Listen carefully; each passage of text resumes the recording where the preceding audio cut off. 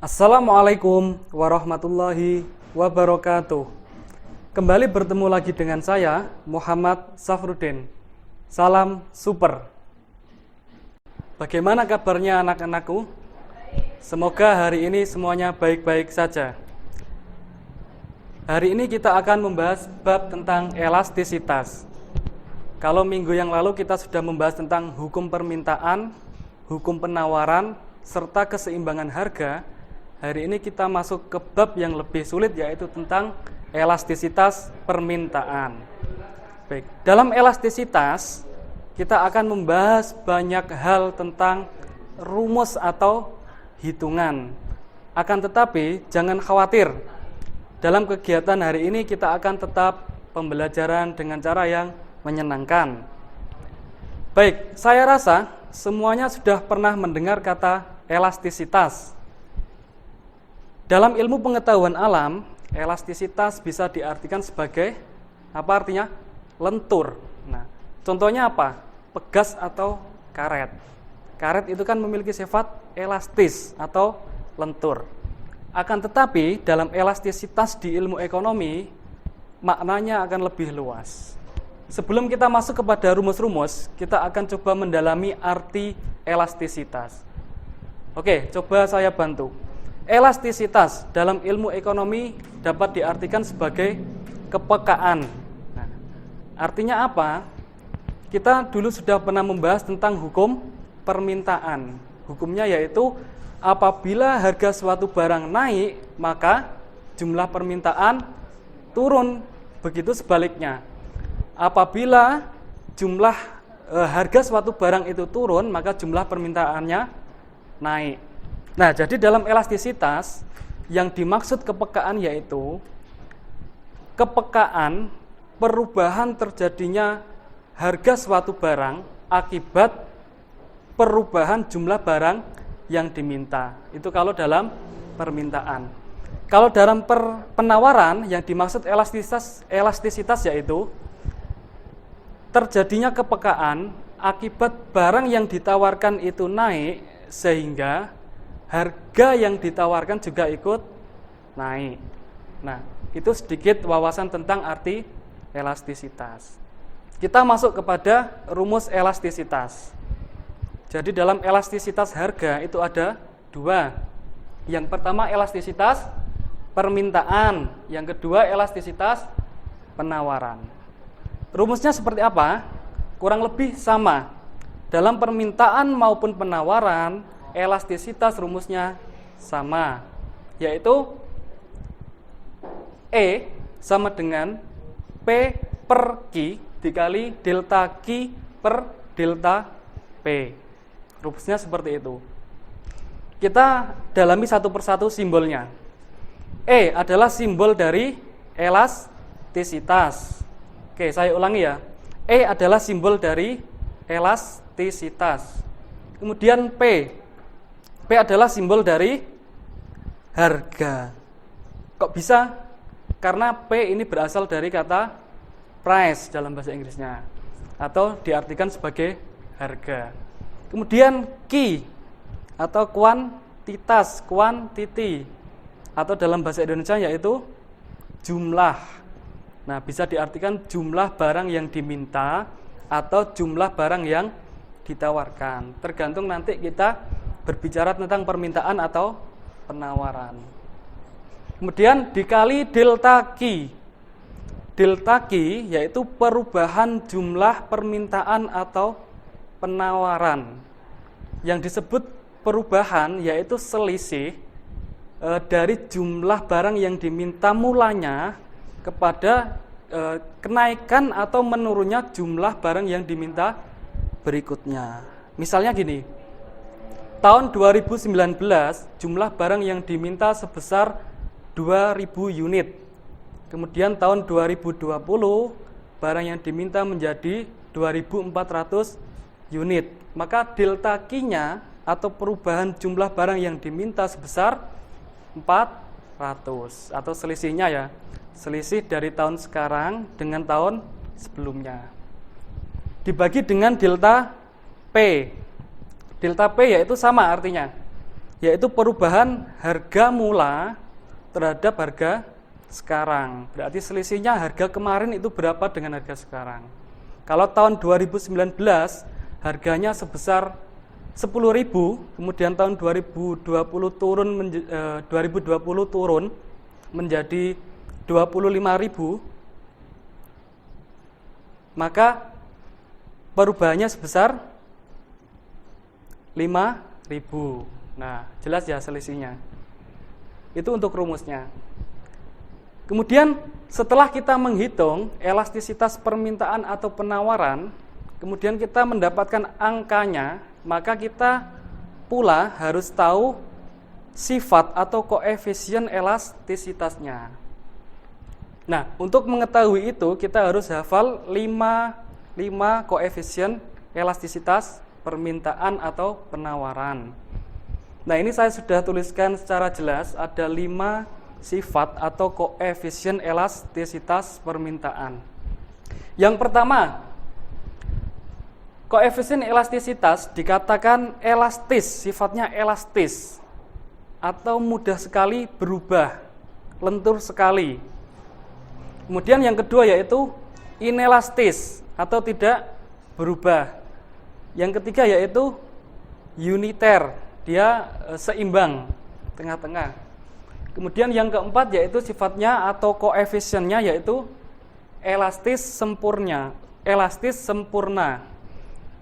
yaitu perubahannya sangat mudah sekali dan mengalami perubahan yang sangat sempurna. Dan yang terakhir yaitu inelastis sempurna, tidak berubah sama sekali dengan angka yang sempurna, tidak berubah sedikit pun. Nah, untuk mendalami ini kita maka harus tahu berapa nilai suatu barang atau harga itu dikatakan elastis atau inelastis, uniter, elastis sempurna atau inelastis sempurna.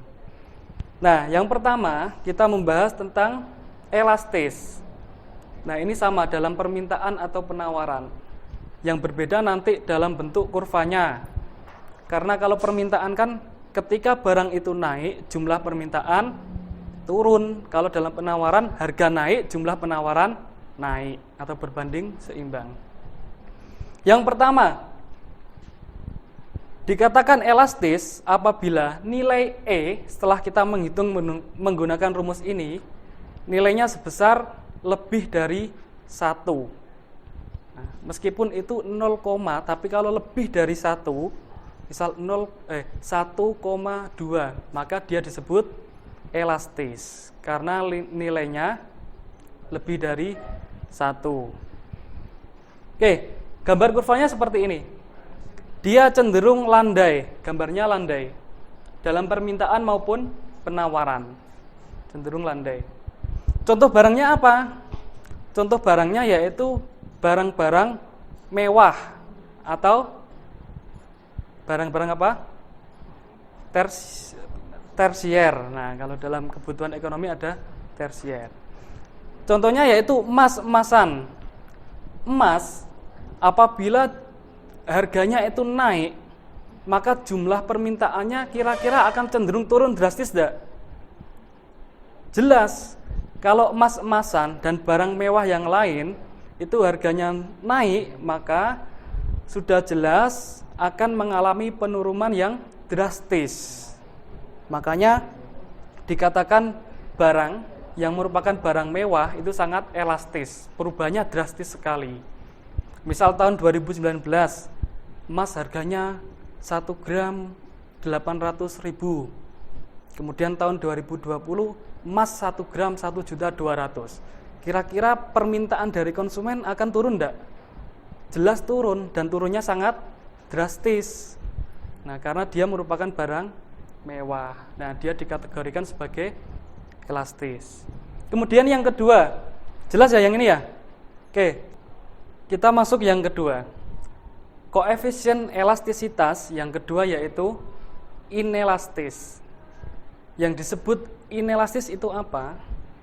Yaitu barang yang apabila harganya naik atau turun, maka tidak mempengaruhi secara drastis jumlah barang yang diminta atau ditawarkan.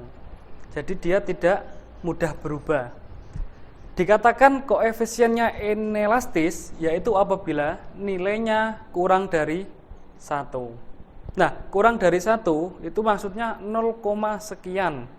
Jadi min 2, min 3 itu bukan kurang dari 1. Itu lebih dari 1. Karena negatif atau positif dalam elastisitas itu kita hiraukan. Nah, kurvanya dalam inelastis itu berbentuk tajam, berbeda dengan elastis. Kalau elastis kan cenderung landai, kalau inelastis tajam. Contoh barangnya apa? Yaitu barang-barang yang menjadi kebutuhan pokok manusia. Contohnya beras. Beras itu memiliki koefisien elastisitas yang inelastis. Karena apa? Berapapun tingkat kenaikan atau penurunan harga beras itu tidak mempengaruhi jumlah permintaan atau penawaran barang. Kenapa? Karena itu sudah menjadi kebutuhan pokok.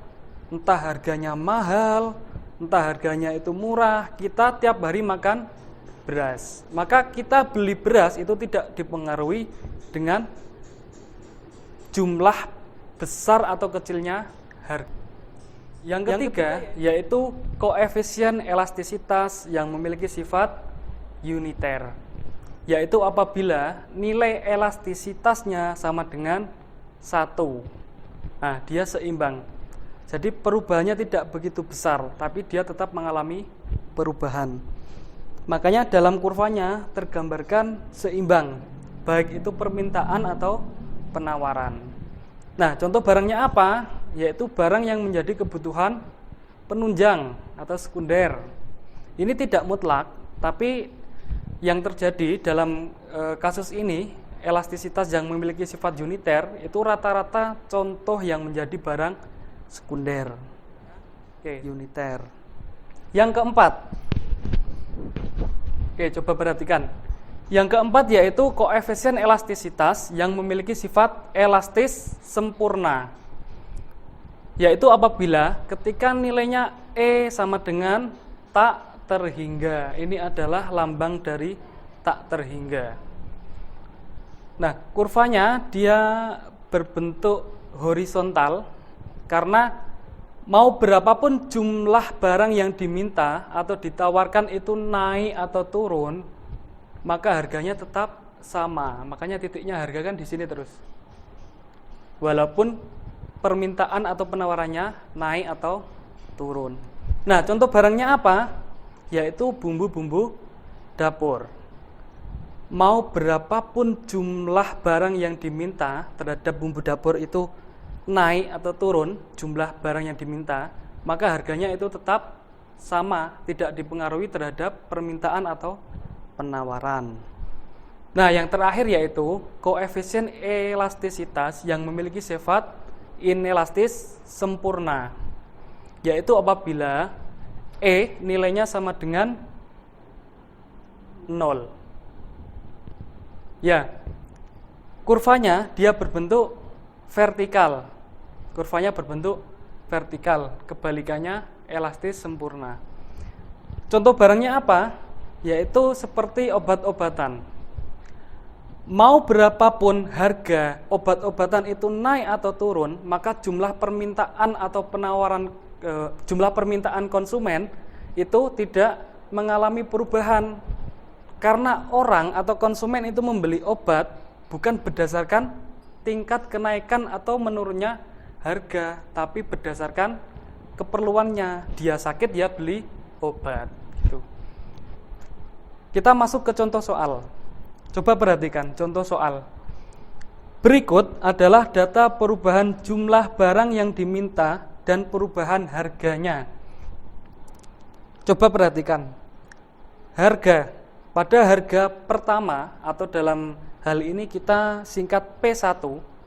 Nah, P yang cuma tertulis P, tidak ada P2-nya, maka dia kita anggap P1. Begitu pula Q. Q kalau tidak ada 1 atau 2-nya, kita anggap Q1. berarti yang menjadi P1 atau P berarti angka 15.000. Yang 12.500 adalah P2. P atau harga ya. Kemudian QD atau jumlah barang yang diminta, kuantitas demand. Barang yang diminta mulanya 800 unit, kemudian berubah menjadi 1.200 unit. Oke, coba kita hitung bersama-sama. Rumusnya yaitu P per Q dikali delta Q per delta P. Kita langsung masukkan P. P-nya berarti yang 15.000 karena dia P1, P mula. Kita tulis 15.000 per Q. Q yaitu Q1, berarti yang 800 unit. Dikali delta Q, perubahan Q-nya. Nah, perubahannya jelas ya. Dari 800 ke 1.200 itu perubahannya sebesar 400. Per delta P. Baik. Delta P yaitu perubahan harga dari 15.000 ke 12.500. Perubahannya sebesar 2.500.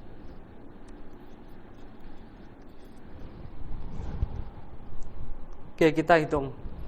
Kita coret nolnya.